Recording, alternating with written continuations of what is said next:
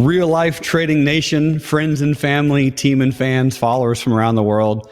My name is Jerremy Newsome. I'm with a really good friend of mine named Claudius. Claudius is a software engineer, a programmer, a developer, a massive, amazing, incredible, smart human being, and also a real life trader. He traded with me for a few years, and him and I reconnected, and I met his brother for the first time, who I'll be interviewing later. I met his brother and Claudius for a quick reconnect lunch in Miami, Florida recently. And I was like blown away by all that Claudius is doing. So I had to bring him on and just introduce all of you to his product, his enthusiasm, and his knowledge. So Claudius, how are you, brother? Jerremy, it's so good to see you, man. I again, always grateful to be in your presence and grateful to be here. Appreciate you taking the time and reaching out, man. This is amazing. My pleasure, man. My absolute pleasure. So, brother, you're going to have to fill everyone in on what is usenew.com. Yeah, so as you mentioned, co-founder and CTO at usenew.com. New is essentially a managed marketplace connecting vacation rental hosts or AirBnB hosts to local cleaners who can clean before a guest checks in. I like to put it more simply, Uber for Airbnb cleaning. We connect you, if you're a host, to cleaners who can then clean your property before someone comes and sleeps in it. That sounds so easy, so useful, and so needed. Easy. It sounds easy. Yeah, no. But that's what I'm saying. Exactly. It wasn't built before you built it. This is new. It is. No pun intended, I'm sure. It's brand new, really. We're pioneering industry in vacation rentals. I mean, you've seen, we're both big fans of Airbnb as a company. And we saw the trends. My co-founder and CEO, Kwame, was a vacation rental Airbnb host. And he was the one really came up with the idea because he felt the problem firsthand in that he was an engineer at Boeing and I was previously an engineer at Microsoft. And while he was running his Airbnb side hustle, he would also be working 9 to 5. And obviously having people check into your home while you're working poses some headaches if your cleaner doesn't show up. So he had a situation where a cleaner no-showed, and there was no way for him to leave work. He wasn't gonna be able to just kind of up and disappear from work to go clean. And so guests checked into a really dirty space because a guest had just stayed there prior, and it was a really bad experience, which kind of created this epiphany for him to build a thing like this. And he reached out to me, and we collaborated and have been on this journey for going on 3 years now. We started off in Seattle because that's where we were both based. And now we've expanded just recently. We raised a seed round, expanded to Phoenix, and hopeful to expand to our third market here soon to be able to take this a little more global following that. Dang, man, that is huge. That's wild. Congratulations, by the way, for being able to raise the capital and for getting launched. I mean, you are a full-fledged, badass entrepreneur, which is amazing. Thank you, man. No, that process, and if you are a founder, an entrepreneur, you know that process of raising venture capital is really challenging, and just me and Kwame are first-time founders, so this is our first go around at it. We learned a lot. We had a lot of experiences where we made mistakes, but like I said, it's always a learning process, and always got to come back at it with a better mindset. And I know there's a lot of themes in that with regards to trading too, so hopefully we'll get into some of that. We absolutely will. And I have a lot of friends and a lot of traders who have a business or have a business idea, and they might want to get capital as well. In fact, just recently, I spoke with a venture capital specialist. So Claudius, what are some of the mistakes that you made and how would you avoid them? Yeah, man. And this is very specific to raising venture capital for a venture-backed business, a venture-backable business. One of the mistakes we made is I guess it was part of the naivete of being new venture entrepreneurs or founders in regards to building a venture-backed business. Because I've done startups in the past, but none of them were at this level of scale. We never really sought venture capital. So it was our first time kind of going after that channel. And what we learned was that it's really a science. I like to say nowadays it's a science. In the past, it used to be an art. In the early days of the 2000s, it used to be an art. You just need to kind of know the right people, speak their language a little bit, and you can make that. You can get an investment. But now there's a real process to it, and it starts by getting a lead investor. And a lead investor is really just the person who is going to be your partner in this deal to get it work. They offer your term sheet, really. And when we first started, we thought that to get a lead investor, you just talk to everybody and anybody and ask them, hey, can you be my lead? And we found out that's not the case. It's like going to the random person down the street and just asking to be your girlfriend. Like, no, you gotta really kind of entice them first, and they need to really kind of see the value for them. But really, it's finding a lead investor is a very stringent and direct process, but you need to get to that first level before you can actually go out and raise. Because what we got when we went out raising was that a lot of people were telling us, hey, we love the idea. Like you said, it's a very simple, people really intuitively understand it. Everybody realizes, hey, you got a vacation rental, you got people coming in, it's got to be clean. Especially in this day of COVID, like nowadays, it's very important to clean it. And so they knew the idea, they saw value in it, they saw the potential, but investors kept telling us, come back to us when you have a lead. And that was the one thing we kept hearing. And we would always ask them, so what can we do to what things can we do from your point of feedback to kind of entice you to be our lead? And we were trying to really convert people who weren't leads to being a lead investor. And that did not work. What ended up happening and how we ended up closing this gap was we went through went through an accelerator called Techstars Seattle. Shout out to those guys. Really good accelerator, which taught us the process of fundraising. They pretty much wrote the book on fundraising for a startup these days. And so being able to learn that process, understand how we need to present our company, present the opportunity, and find that lead was really pivotal for us to be able to do that. After graduating from Techstars, we were actually able to get the lead reached out to us. After 4 months of engaging, initially it was just a conversation. They wanted to have just a conversation. They actually didn't present themselves as a lead investor. They said, hey, we like what you guys are doing. We want to chat with you guys. And we had a conversation for roughly 3 to 4 months. And at the end of that conversation, they were very happy with what they heard and how we presented ourselves and our company.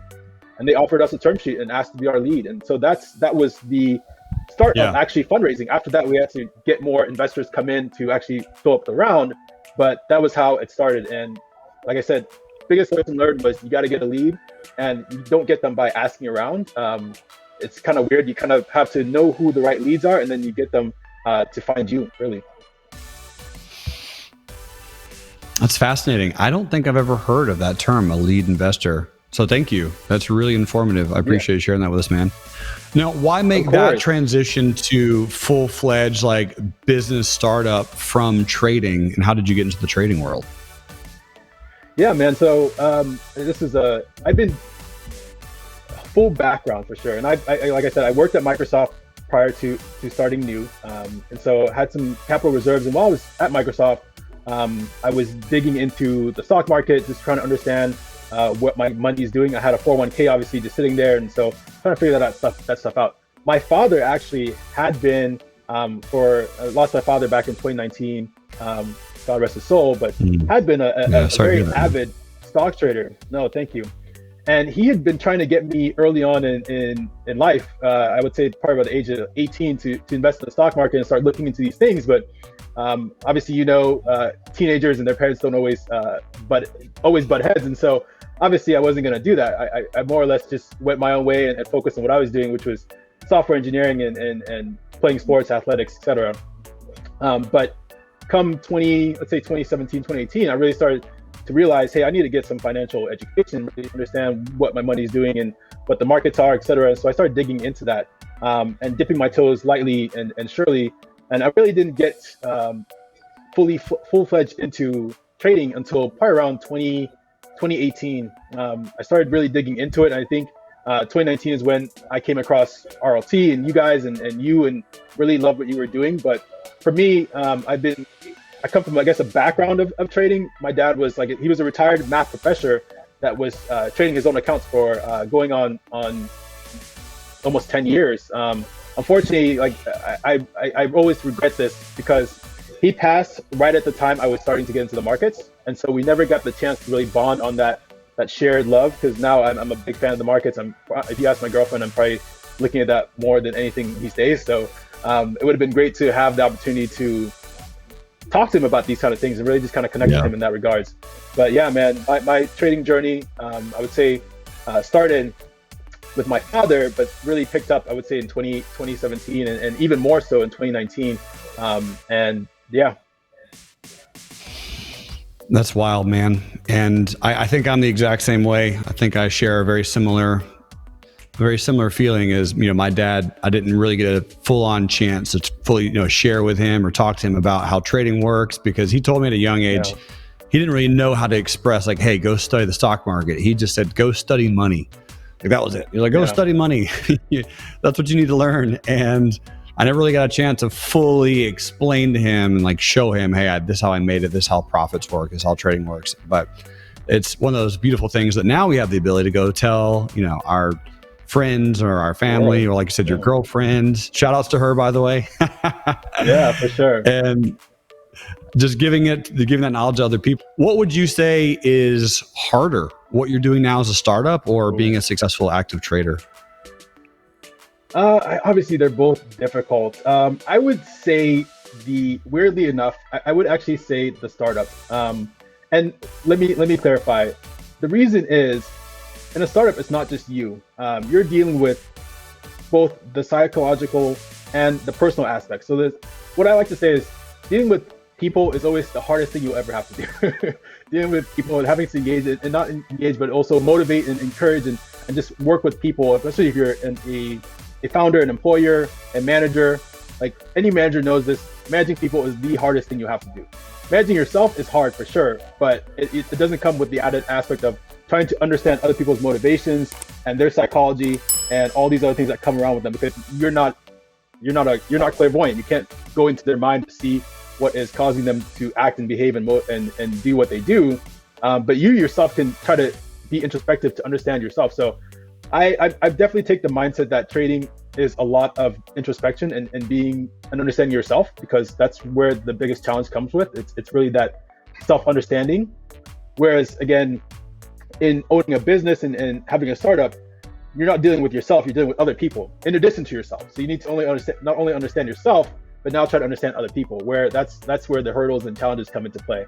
So I would say the startup is definitely the biggest challenge, but trading is definitely right up there with it. So how did you overcome the fear of losing other people's money? I think that's one of the biggest hurdles that hold most people back from launching a really successful startup, one that's exploding like yours. And I would love to know the answer to that question. Yeah, man. The weird thing is, I've never thought of it as that, because I know if I will do everything and anything within my power to make this business succeed. So I never even had my mindset on that we're going to lose other people's money. It's always like, we're going to make it work no matter what. And so when you have conviction, when you have such strong conviction on whatever you're working on, that doubt doesn't even cross your mind, then I think you're working on the right thing and you're working on something that you would feel comfortable laying your life down for. Like I said, I've been on this journey over 3 years now and haven't taken a dime in terms of pay for the business. Everything has been reinvested back into the business for growth. Obviously, we pay our employees. We have roughly 16 team members total, including myself. And so we have a strong team, and obviously we have our cleaner contractors, etc.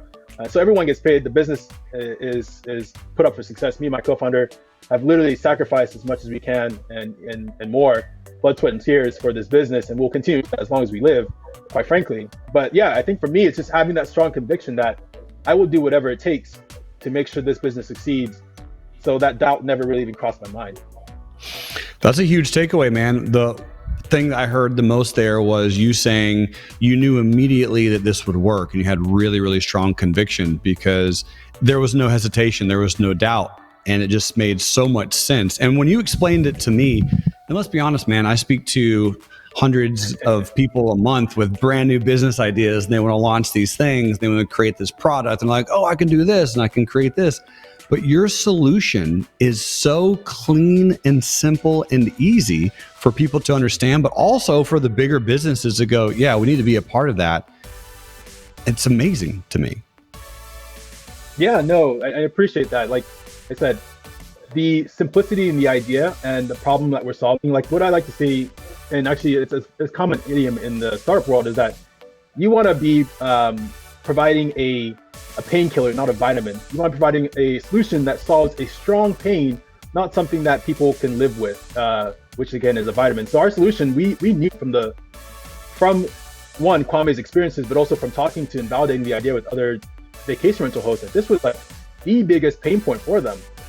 When it comes to vacation rentals, like managing the communications with the guest, setting up your listing, and then cleaning. Those are largely the biggest pain points. And cleaning is the number one thing that people, if you ask them what do you hate to do the most, and that's the number one thing. Some people actually enjoy it, but they want to have the ability and the freedom to also like travel and do other things. They can't be slaves to their vacation rental all the time. And so that's what we do. We give them the freedom of being able to have this experience be a more passive experience, because now you're no longer managing the cleaning aspect, which is the most manual aspect of owning a vacation rental. Everything else you can manage via technology. You can message the people, you can do the setting up of your listing online. All that stuff is more or less outsourceable. You can do that outside of being physically at the property, but cleaning is the only thing that you can't do unless you're physically there, until we get robots, but we're a little bit away from that. So yeah, they'll be out for a bit. I totally agree. Maybe that's what Elon's working on next. Oh, for sure. So your experience in technology, where did that derive from? Because you mentioned that you worked at Microsoft for a while, and now you're doing this, and you're the chief technology officer, also known as the chief nerd on your LinkedIn profile. Yeah. How did you get that experience? Yeah, man. I was very fortunate. Like I would say my parents worked, like I actually haven't given my full background. First generation immigrant from Cameroon, Africa. Family immigrated to the US in 2000 when I was about 7 going on 8. And so my parents sacrificed a lot to get me to this point. So for me, I've always been looking and being mindful of different opportunities to make good on the sacrifices my parents did.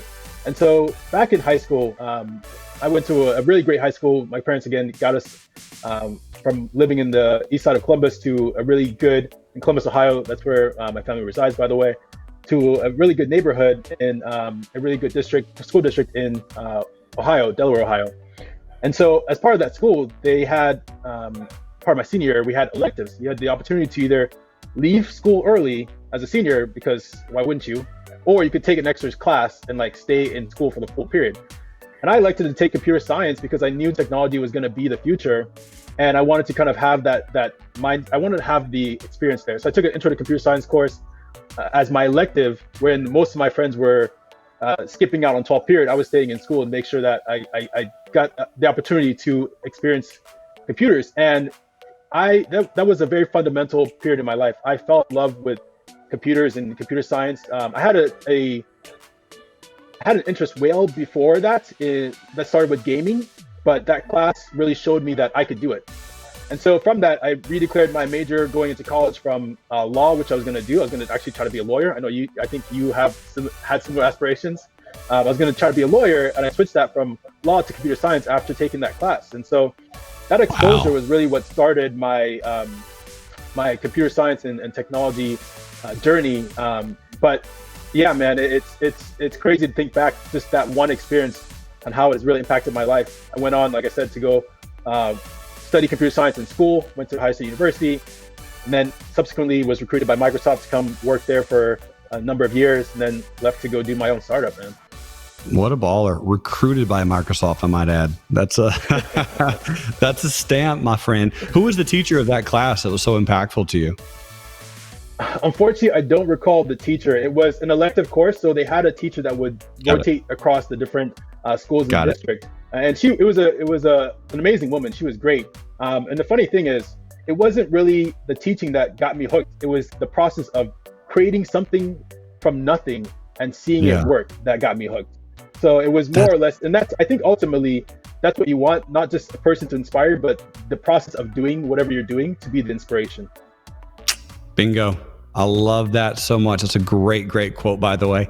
And how did that knowledge and that drive help your trading? Because I know that there was a lot that you did with your skill sets regarding trading.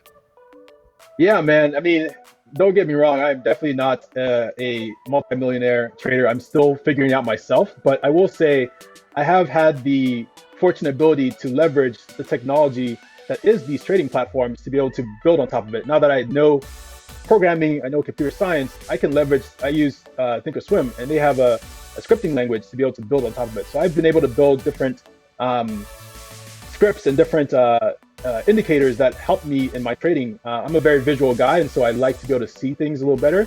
And so having these things be able to give me a indication of direction by just changing the color is so key. Even something as small as that, to be able to orient your eye to see a trend or see something on the chart that you wouldn't see without that indicator and that script. So it's been amazing to be able to do that. Sometimes it can be a little bit of a rabbit hole. I found myself, I wouldn't say knowing to program is going to make you a better trader. Like I'm proof of that. I wouldn't say I'm the better trader because I'm programming, but it has allowed me to express some of my passions in trading and computer science by being able to program indicators and build different things for Thinkorswim that I like and enjoy using. Sometimes I spend more time programming than actually trading some days. So totally. No, I love that, man. That's a lot of fun. And that's where I'm going to lead your expertise to help me and everyone who's watching this for the next few minutes. What are 4 tech companies that you're extremely bullish on and why? Oh man, easy. The big ones, you already know. Amazon, Nvidia, Shopify, and I would say, I was going to say this one I'm focused on, but it's not a tech company, Chipotle. But if I was going to say another tech company, it would be Microsoft, obviously. Microsoft just is hitting the $1 trillion market cap, and it is going gangbusters. So that's another really big company we would recommend people keeping their eye on. Satya, the CEO, I obviously got a chance to work under him, has taken that company to new heights. It's amazing. He's such a great leader. I love those. Those are great answers. I would like to dive into a little bit on NVIDIA and Shopify, because I think, Amazon and Microsoft are obvious ones. NVIDIA and Shopify are as well, but what's your take on those two, and why do you think they will be so successful? I think I recently saw NVIDIA was actually about to purchase ARM, which is another chip processor. So NVIDIA, obviously, we've got not only the crypto craze, but just the need for general computing power, and they provide graphics processors and computing for a very, very out of uses. So I don't see the need for computing to decrease anytime soon. In fact, I think it's going to just go gangbusters. So NVIDIA is going to be a strong company going into the future. Then Shopify, we've obviously seen the rise of Amazon. Amazon is a unique player in the corporation space. Amazon is a unique player, but Shopify is actually allowing small players to rival the likes of Amazon. And that is alone something that you can bet and go to the bank with, that's going to be valuable in the future as well. Mm-hmm. I agree, man. They had a really good gap today also on, I think it was earnings. They did really, really good stuff. Nice. Great movement. I did see that. Yep. Yeah. Now you also dropped the burrito name, bro. I can't just walk through that one without mentioning Chipotle. Like, give me some. Exactly, I know that the pork is delicious. I'm all about those carnitas, but what's up? Why that one? No, I mean, man, I told everybody this, especially my girlfriend. If there is one thing I could live on in terms of food for the rest of my life, it would be Chipotle. Like I will, even when they had the whole E. coli scare back in the early 2010s or 2015 timeframe, I was still going there, man. E. coli did not stop me from shopping and eating at Chipotle. So that's one company that I can't say enough good things because of the value they brought to my life in terms of the nutritious and delicious and cost-effective meals they provide. Man, it's like a no-brainer. If you haven't eaten Chipotle, I will personally take you there. I actually offered to take you there, Jeremy, but we had a different place. You did. That's hilarious. You did. And we ate at some random Italian restaurant, but you did offer to take me to Chipotle. That's very funny. Yeah, I'm telling you. Chipotle is a really good option, especially if you're balling on a budget, man. Those meals will go a long way. Agreed. Now, do you long-term invest in those companies, or do you actively trade them, or both? Yeah, I was saying a little earlier, I don't day trade anymore. I learned that you got to find the right trading style for your lifestyle, and you preach this as well. I don't have the time, given I'm running a company and doing a bunch of other things to day trade, but I do swing trade as well as long-term investment. I actually call myself not just an investor, but a business owner. Obviously taking a page from the Warren Buffett book, focusing on businesses that I would love to invest in if I had the financial capital. Get hands down, Chipotle would be a company, if I had the opportunity, it would have been early investor in them, but I have the opportunity to own the company, at least get some shares in there. So these are companies that I definitely will and do own long term. So it's amazing. And I mean, Chipotle has grown since 2016-ish. Yeah, I was at a Coli scare. I was up 228%. No big deal. This is the one at Christmas parties or like friends parties, whatever. I'm always like, guess how high Chipotle is, you know? And I tell them, they're like, what? Why? And it's just a really good conversation starter. $1,400 a share. I mean, it's amazing. Exactly. I love it because they are definitely the odd one out of the pack. Everyone else is like a tech company or a huge tech-enabled business, and you get Chipotle, who is just providing delicious, amazing meals, and you know people value them because they do such a great job in their business, and the owners and founders of that business are just wicked smart. Like you can't say enough about Chipotle. Huge fan. Love that answer, man. It's very unique, and big props to you. Okay, on this same subject, Claudius, Airbnb. Bullish, bearish thoughts? Oh my God, bullish. If you've been on the rock for last year, we've been in a pandemic. And so I don't know if I'm just now letting you know about this. People are coming out of this thing with a immense desire to travel. And not only that, but there's still wafts of COVID in the air. So people are not going to be traveling to big hotels anymore. They're going to be taking the vacation rental that is secluded, that they can have them and their family and them and their loved ones spend time in, versus opting for extravagant hotels. And so vacation rentals is going to be huge. Like our business is expecting a massive increase because obviously we are riding the coattails of vacation rentals and Airbnbs. So when that travel restriction or travel limitation gets lifted and people get their vaccines and people are more open to travel, we're expecting a huge boom.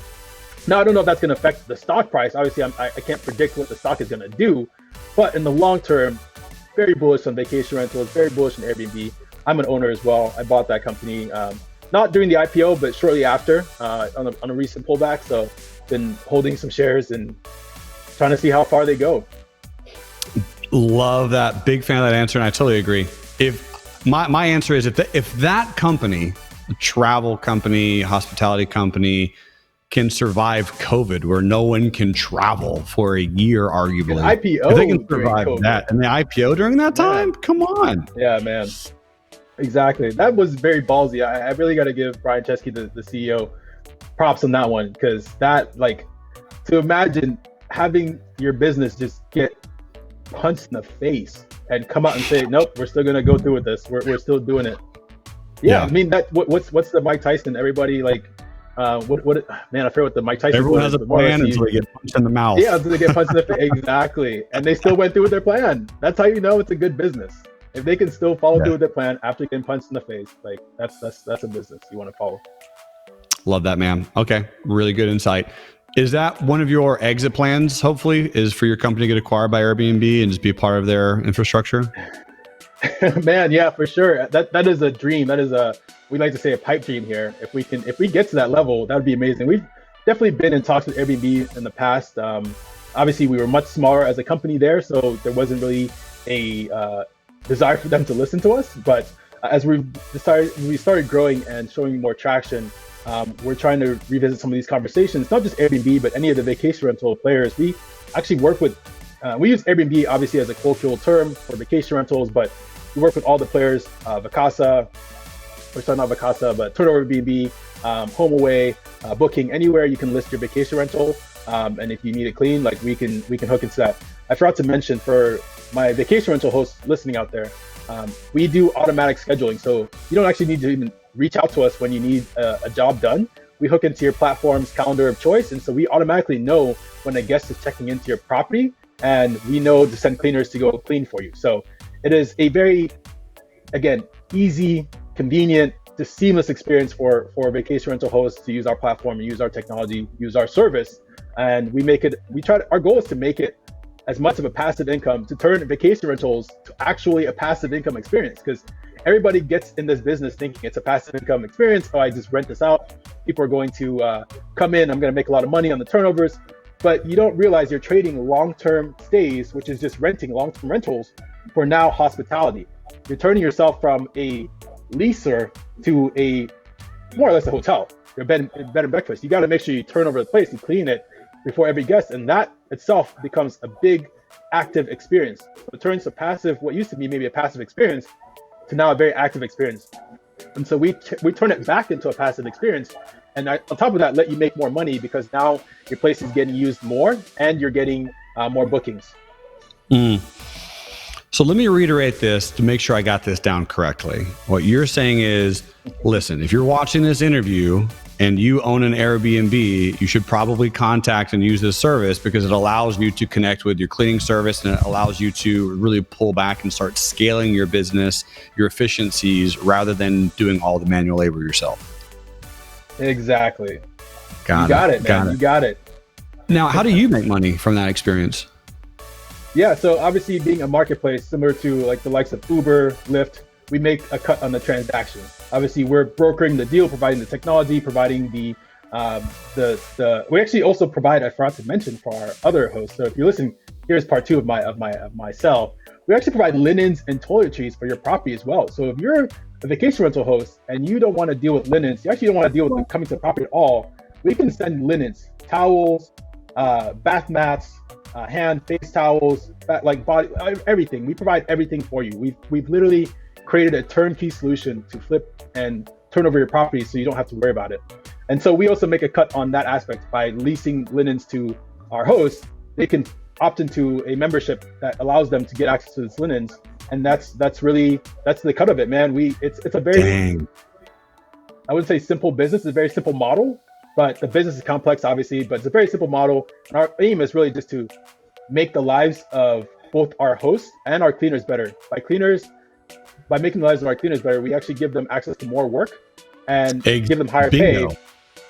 And then for the hosts, we make it simple so they don't have to work, so they can go relax on a beach or take a vacation and actually have their property still exist and run. They can be making money, actually having this being a passive experience now, making money while they're on vacation because New is turning over the property and they're getting guests every day they're on vacation.